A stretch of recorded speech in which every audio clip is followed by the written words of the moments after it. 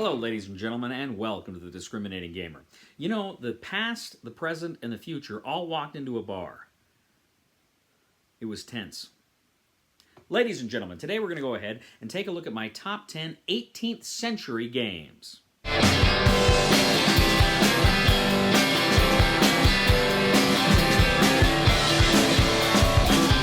Okay, ladies and gentlemen, today we're going to take a look at my top 10 games that are set in the 18th century. A lot of these are war games. Some of them are not war games, but in any event, these are games that thematically take place in the 18th century. So we're just going to go ahead and jump right into it. My number 10 is Hidden Strike American Revolution from Worthington.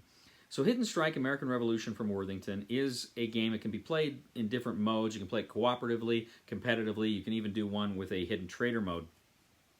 But essentially, it is an area control game. It's an area control game where you've got the different sectors of the American, the colonies, the 13 colonies, you know, the northern colonies, southern colonies, the middle states, etc. And essentially, you have the British reinforcing it, sending their units there, and then you're trying to reinforce, and you're trying to put more of your influence there, more of your units there, and then you're trying to get to the point where you can lock them, where you can take them over and lock them, and then whoever gets the most, the soonest, if they got the majority, then they win.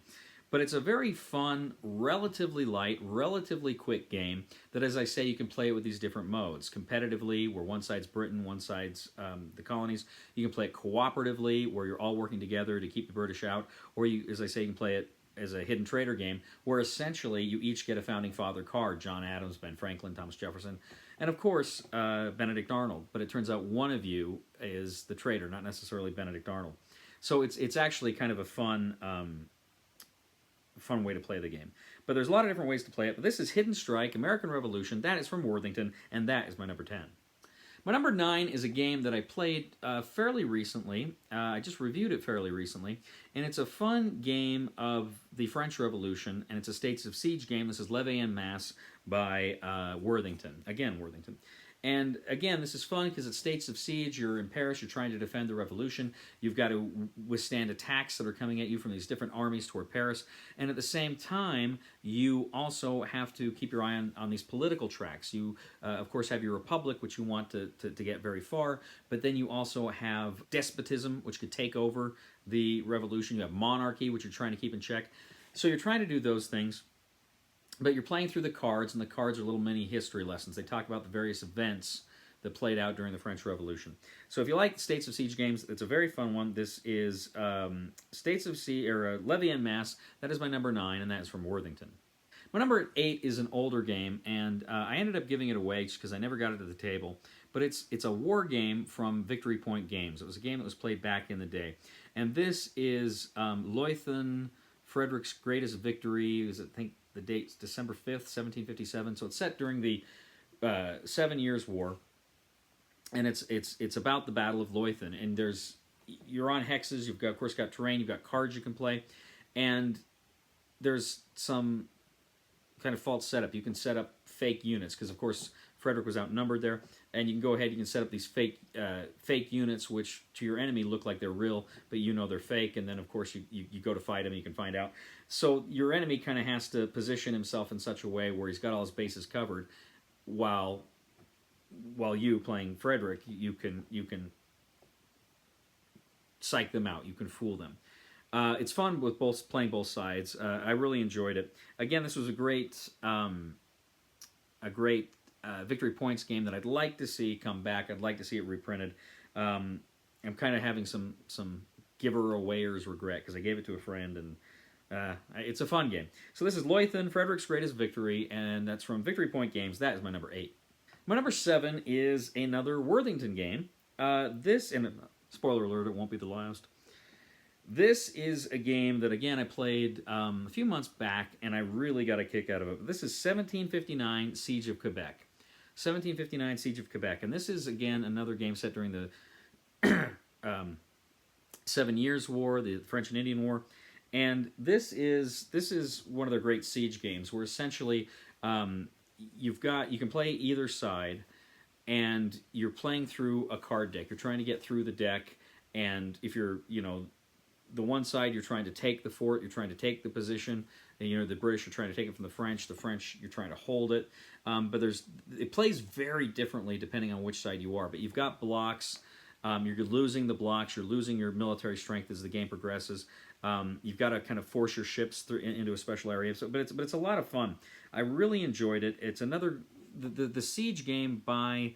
Great siege games by Worthington were a lot of fun. I really like the system too, how you select your cards, you select what actions you're going to take, and then you see what the enemy does. You consult with kind of the various actions, and it just comes together beautifully. Check out my review if you want to learn more, but it's a great and fun system. So that is 1759, Siege of Quebec, and that is from Worthington. My number 6 is not a war game in the slightest. In fact, it's a horror game. This is Dark Gothic by Flying Frog Productions. Now, Dark Gothic is a cooperative deck-building game. It's a cooperative deck-building game. And it's kind of fun because it's got dice and you can roll dice. But it's also, well, it's set in the kind of Washington Irving, Sleepy Hollow kind of idea. There was a game that preceded this called A Touch of Evil, which was essentially the movie Sleepy Hollow, kind of abstracted out. But it's that same kind of idea and these same kind of monsters. And the deck building game just kind of simplifies everything, and you're going after the monsters, and you're working together to do so. You've got 3 different kinds of currencies, which I like. I always like deck builders that have different kinds of currencies. This has 3 different kinds of currencies. And then 2, critically, it doesn't have artwork. It's got photographs of people in period costume. And I know when this came out, when Flying Frog first released their games that had this with people in costume, they took a lot of flack. I actually really liked it. I thought it was a lot of fun, very clever. And frankly, it's something I'd like to see more games do, is actually have photographs of people, you know, dressed up like it. I get a kick out of it. It's fun. I guess maybe it's my theater background, but I just think it's fun and it's unique, and it's not something we see very often anymore.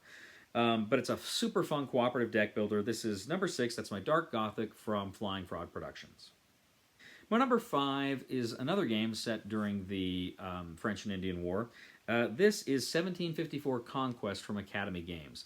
Now, 1754 Conquest from Academy Games is essentially the French and Indian War in North America, and it's got this kind of area control system with the cards and the cubes. You can move. You draw the cards, you play the cards, you can move cubes, but there's also events that happen and treaties that have to be signed. You actually, if you move into spaces with Native Americans, they join your fight and they play there with you, and that's a lot of fun.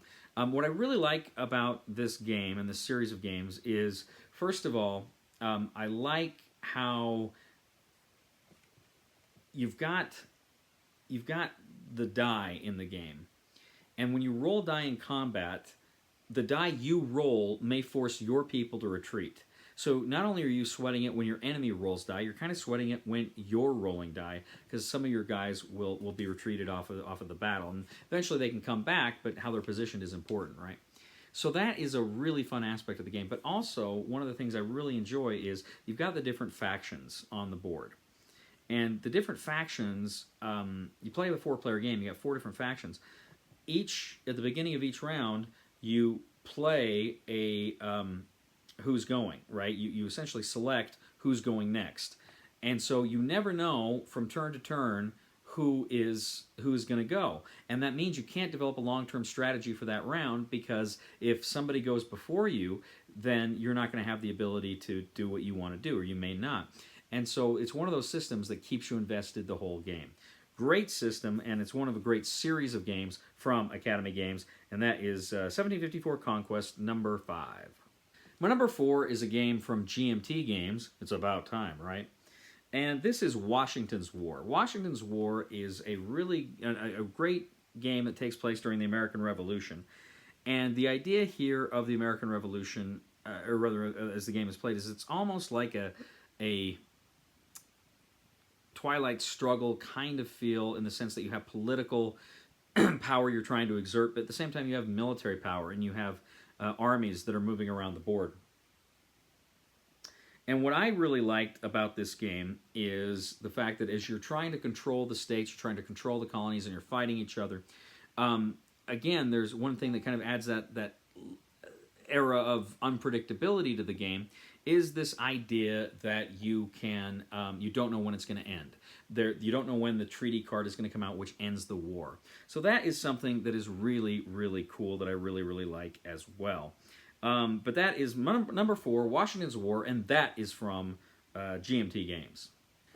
My number 3 is another game from Worthington, and this is Freemans Farm 1777. Now, Freemans Farm 1777 is a great game of set in the American Revolution, where it's this one battle, and you've got, you're the British or the Americans, and you've got kind of these selected lines of advance. And on the surface of it, it doesn't look like you have many options, but you really, really do. You're playing cards from your hand that say, well, what unit do you want to have attack other units on the board? Which unit do you want to have attack other units on the board? So you go ahead, you play this out, and you have these tactics cards, which are like dirty tricks, and depending on how you roll and how you play out, you're getting a number of cubes. You play certain cards, you get a number of cubes. You spend the cubes either to buy these tactics cards, or you buy them for re-rolls.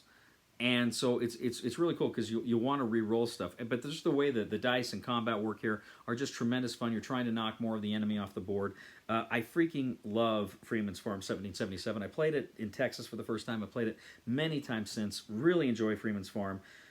So, of course, obviously, you're going to want to pick it up at some time because it's that great a game. But that is Freeman's Farm 1777. That is my number 3, and that is from Worthington. My number 2 is 1775 Rebellion, which is in the same family of games as 1754. I included them both on this list. In 1775, I like that one better, though, because I like the theme better, American Revolution, but I feel just like the area control works better in that game because you've got the separate colonies set up, and, of course, I love the dice rolling, as I mentioned, where you can send your own people into retreat, and I really like how you cannot plan long-term strategies. That is to say, because you never know from one turn to another. You can have a basic strategy, but you can't really figure out, well, what am I going to do in this turn to build and to build and to build, because you don't know who's going first. You don't know who's going to go next. I freaking love it. So all the things I said about 1754, I love about 1775, but I think it's better. It's got a better theme and better area control in the game. So that is 1775. That's my number 2 from Academy Games.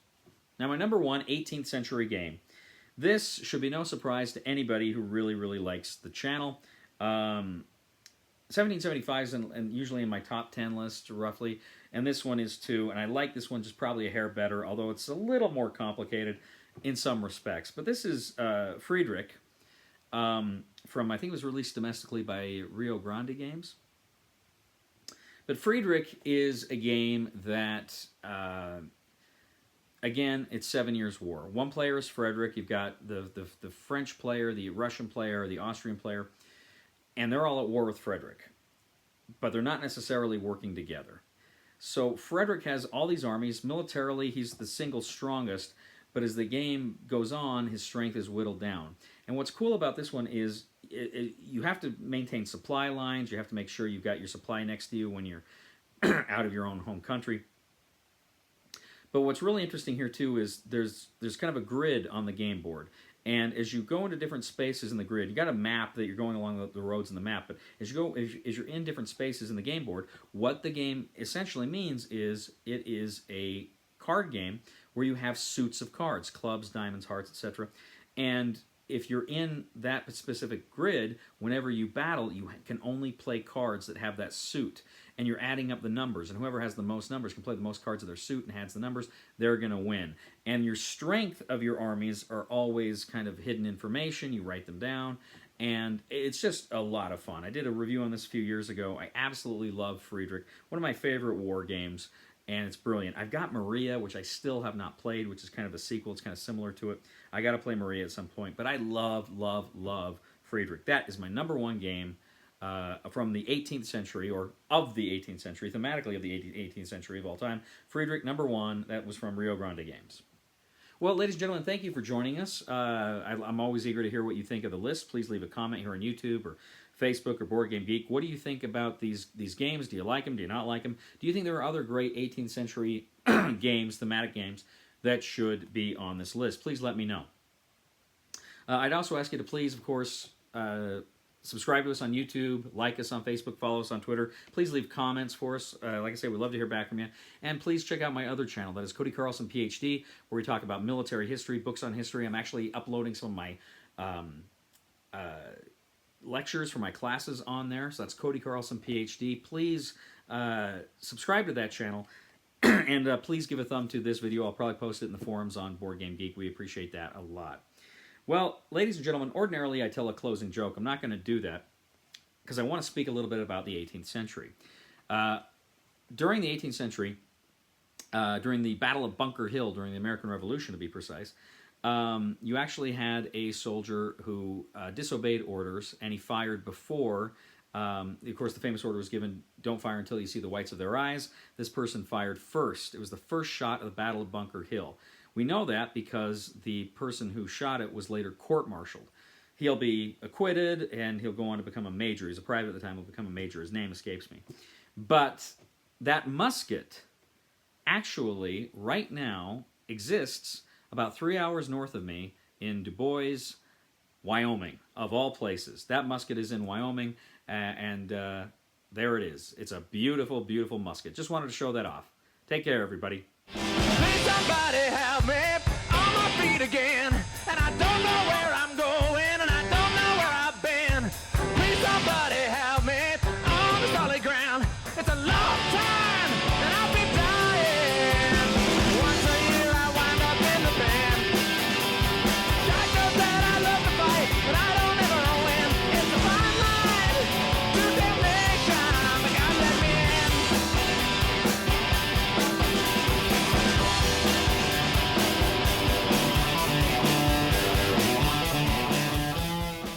What I have done for the English language, Cody has done for board game reviews. Something is rotten in the state of Denmark, but nothing is rotten with Cody.